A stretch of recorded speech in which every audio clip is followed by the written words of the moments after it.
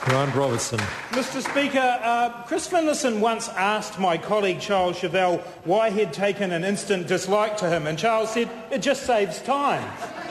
That's the member who's just resumed his seat, who I shared a podium with on the weekend, on Sunday night, and even the National Secondary Schools Shakespeare competition entrants booed that minister because he was so nasty. He simply can't deliver a speech without being nasty, Mr Speaker. I did, in fact, Mr Finlayson's correct. I actually presented the award that is in his name in the Secondary Schools Shakespeare Awards. It's the Christopher Finlayson Award for nastiness. That's what the award is. That's what was read out. That's correct, isn't it? That's correct, isn't it, Mr Minister? Mr Speaker, we come here today to debate the budget. I'm sure you're glad I'm going to do that. A budget that was christened by John Armstrong the fairy tale of high hopes. And that's certainly what it is, a fairy tale of high hopes. Projections, jobs in the never, never, no plan for growth, no plan to lift New Zealanders out of poverty, to reduce the income inequality in this country, to have a proper plan to grow the economy. I prefer another musical title for this budget, actually. Bill English's Fiddler on the Hoof, Mr Speaker. Fiddler on the Hoof, because that's what it was, a tinkering, a fiddling, but no real plan to drive this economy forward. No real plan to reduce social inequality in this country. No real plan to protect and enhance our environment. In short, Mr Speaker, a failure of a budget. But what we saw today in the House, Mr Speaker, around the health budget, I thought was instructive. The Minister, Tony Ryall, stood up in front of the House today and he didn't even want to own his own press release from Budget Day. He didn't even want to admit that his own press release acknowledges that the health budget falls at least $170 million short of standing still. Now, what that means, Mr Speaker, is that though Mr Ryall can stand up and claim that more money has gone into health, he likes to claim that a record amount of money is now being spent on health. Well, Mr Speaker, when I went to the supermarket the other night, I spent a record amount of money on my groceries, but that doesn't mean there were more items in the shopping basket. And the same thing applies in the health system, Mr Speaker. The health system is falling behind. 2 successive budgets from this government that have got nowhere near meeting just what the health system needs to keep services up as they are now. Because we have an ageing and a growing population. It's because health costs and health inflation actually rise faster than normal inflation. It's because the cost of medical equipment and treatments is growing. And unfortunately, this government has failed yet again in this budget to give district health boards the amount of money they need to provide services as they are now. And that is the reality, Mr Speaker. There are now only 2 options available to district health boards. That is to cut services or increase charges. They are the 2 options that this minister is leaving the health system. Now, we all know that we live in tight financial times, but what we could have seen from the minister today was some honesty about that. To stand up in the House and say, yes, I acknowledge it.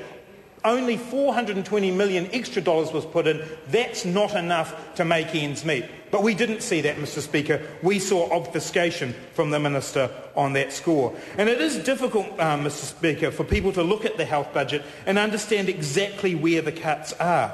But it's quite clear, Mr Speaker, that in areas such as public health service purchasing, we've seen cuts of around $38 million. For national contracted services, sounds benign, but that's Healthline, hospital chaplaincy services, they've been cut as well. We've also seen cuts in national mental health services, in the primary healthcare strategy and in health workforce training and development. These are core elements, Mr Speaker, of a budget for health, and they have been cut back. And the Minister was less than upfront with the House today about those cuts. That is $165 million worth of cuts that the Minister today was not prepared to acknowledge. But the truth is that is the gap. That is the gap in this health budget, and he has not been able to fill it. Mr Speaker, what we saw in the budget was no real commitment to primary care. And on this side of the House, that's what we believe. We believe prevention is better than cure, Mr Speaker. We believe the bias of our investment should go towards primary health and public health and our children's health. And we did not see that in this budget. In fact, we still see primary health care at 1.3% of the health budget. Mr Speaker, as a country, we have to get clear in our heads. Health is not something that starts in a hospital. Health is something that starts in our homes, in our communities and our schools. That is where we need to be investing, Mr Speaker. The early interventions that will help Kiwis stay healthy rather than parking ever-flasher ambulances at the bottom of the cliff. We need an investment in primary health care and public health that is greater than the current 1.3% that we have. We need to see health in a wider context, Mr Speaker. There was a very good project in this budget.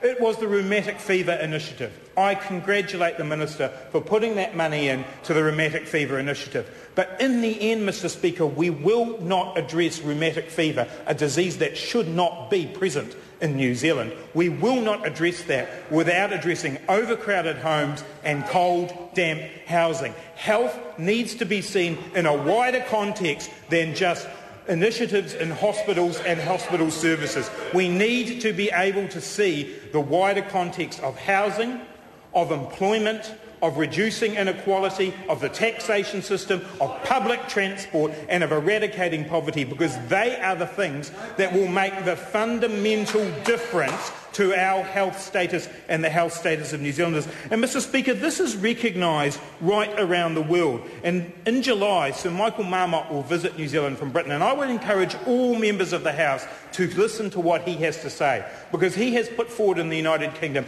a comprehensive plan for addressing what we call the social determinants of health, the things that people experience in their life that affect their health outcomes.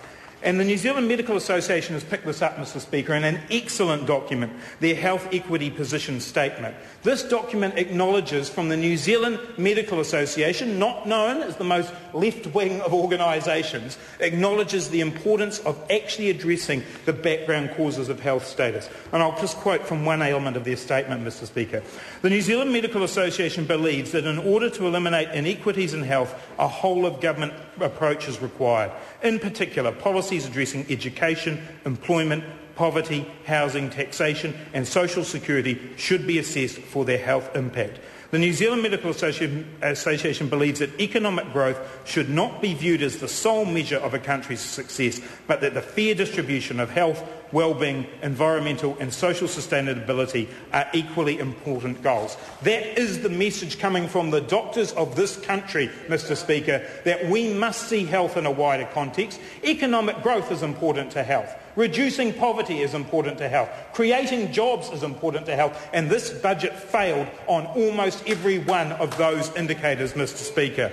When we look at the report from the Prime Minister's own science advisor, Sir Peter Gluckman, he backs up what the New Zealand Medical Association is saying here. Invest in our children. And that's why, Mr Speaker, I was incredibly proud of the work that Annette King has been doing around the importance of children, the agenda for children that will ensure we invest in children, that we make sure that children in antenatal, birthing, and prenatal make sure that they get the care that they need, that children are enrolled with well child providers, that we ensure that there are before school checks being undertaken, that we keep school health services going, unlike the review being undertaken by the Minister at the moment. We need to make sure that we invest in the things that will allow our children to learn. School health services are brilliant, not just because they make sure people get the primary care that they need, because they allow children to learn. And we know that if children don't learn, that is the beginning of the slippery slope. That's what Sir Peter Gluckman is telling this government, Mr Speaker.